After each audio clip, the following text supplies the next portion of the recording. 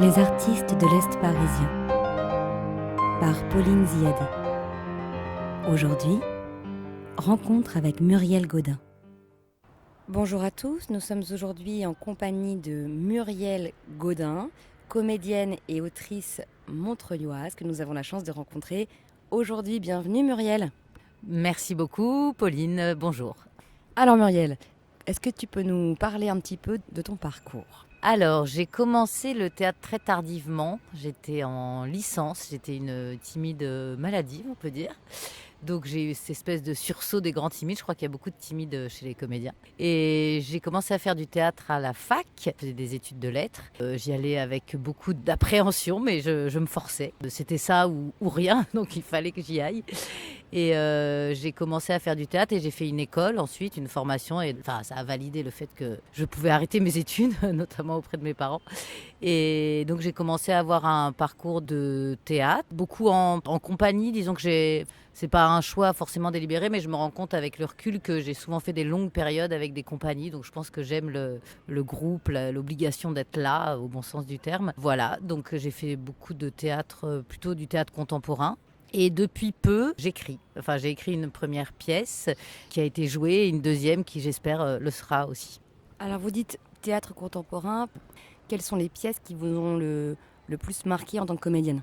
Alors, j'ai joué un seul en scène qui s'appelait L'histoire d'une femme, qui était quand même un bouleversement parce que c'était assez tardivement, j'avais 40 ans. Voilà, j'aborde le théâtre de façon assez artisanale et c'est presque après coup que je me rends compte de l'impact que ça peut avoir sur moi, en m'en rendant compte sur l'impact que ça a aussi sur les autres. C'est vrai que j'aime beaucoup le théâtre classique, mais il y a un lien avec le monde qui nous entoure dans le théâtre contemporain et puis une richesse dans les écritures contemporaines que je trouve assez magique, voilà. Vous parlez de groupe, enfin plutôt de troupe. Est-ce que quand vous avez débuté et jusqu'à maintenant, il y a des personnes avec lesquelles vous avez continué à travailler tout le long de ces années ou pas ? Oui, alors le metteur en scène avec qui j'ai commencé le théâtre dans un atelier quand j'étais à la fac, il s'appelle Pascal Antonini et j'ai continué régulièrement à travailler avec lui. C'est un peu mon papa de théâtre. Après, voilà, selon la vie, les époques et tout, plus ou moins. Mais c'est quelqu'un, oui, avec qui j'ai toujours continué à travailler régulièrement. La première pièce que vous avez écrite et dont j'avais vu le spectacle d'ailleurs l'année dernière, est-ce que vous pouvez nous en parler ? D'abord, comment vous êtes arrivée à l'écriture ? C'est quoi le passage entre comédienne et désir d'écriture, théâtrale en plus ? Alors, je pense que ce que j'aime profondément dans le jeu et dont je pourrais toujours pas me passer, c'est voilà une façon d'être ensemble, une fête, une joie quand même. Enfin voilà, j'ai fait des seuls en scène, mais il y a quand même, enfin ça se fabrique ensemble. Il y a quand même un esprit de troupe que je trouve.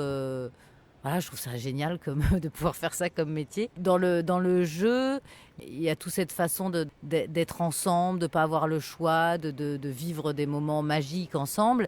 Mais après, voilà, on reste interprète et parfois, il y a une envie aussi une envie d'être plus maître de ce qu'on joue. Voilà, il y avait ça. Mais je pense qu'avant tout, l'écriture, c'est quelque chose que j'avais toujours en moi, mais pour lequel je ne me sentais pas légitime parce qu'on a toujours cette pression de se dire je n'ai rien à dire de précis, je ne sais, enfin voilà, c'est pas intéressant. Et en fait, j'ai réussi à passer le pas, enfin voilà, d'en faire quelque chose parce que j'ai été confrontée j'ai eu la chance de vivre une situation concrète dans ma vie personnelle qui est d'accueillir un mineur isolé, un jeune migrant du Mali et ça a créé une situation théâtrale en soi, un huis clos avec un étranger qui débarque dans une famille et qui vient bouleverser les codes, révéler les tensions, enfin voilà. Et du coup, comme c'était un sujet que j'avais vécu, je me suis sentie plus autorisée à en parler sans me dire que mon regard était inintéressant.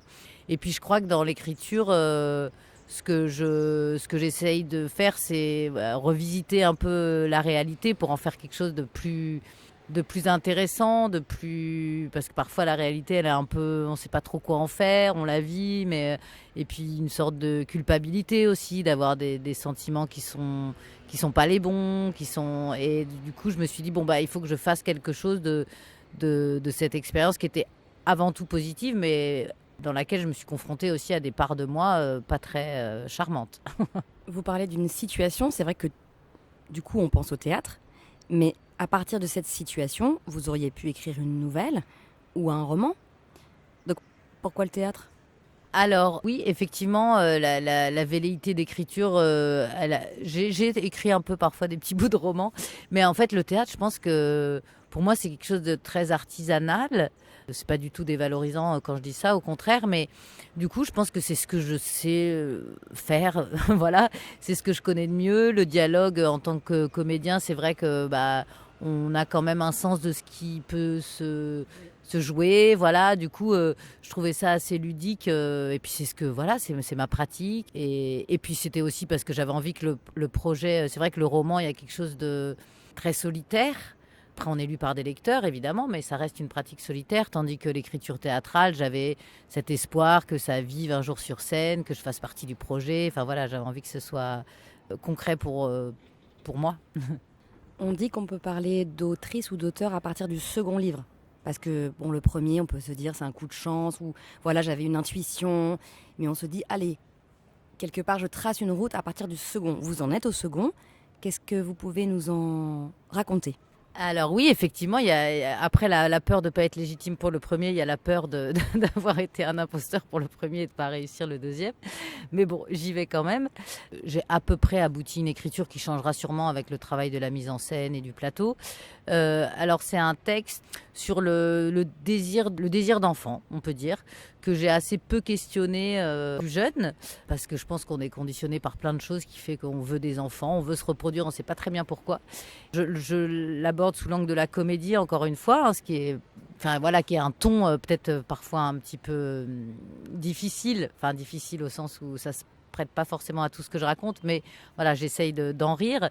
Donc j'ai poussé un peu à l'extrême. C'est des personnages qui vont très très loin dans ce qu'ils sont capables de faire pour avoir un enfant, puisqu'ils ne peuvent pas en avoir simplement. Donc je pose des questions sur la GPA notamment et tout. Voilà, j'essaye de me questionner sur les folies qu'on peut faire pour se reproduire et pourquoi. Ce texte, son avenir, comment vous le pensez ? Est-ce qu'il va être joué bientôt ou pas ? Et de manière plus générale, quels sont vos désirs et vos projets à venir ? Alors ce texte-là, je veux le confier à une metteuse en scène ou un metteur en scène. J'en suis à cette étape-là de chercher quelqu'un parce que je n'ai pas d'image et puis aussi parce que j'ai envie de jouer dans les spectacles que j'écris pour l'instant.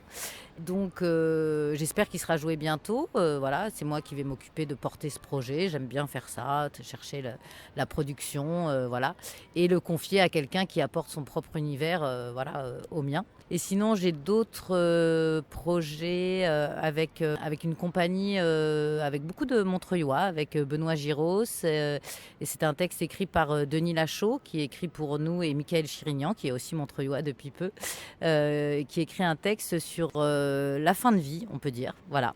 Donc c'est un projet qui va être créé au cours de la saison prochaine.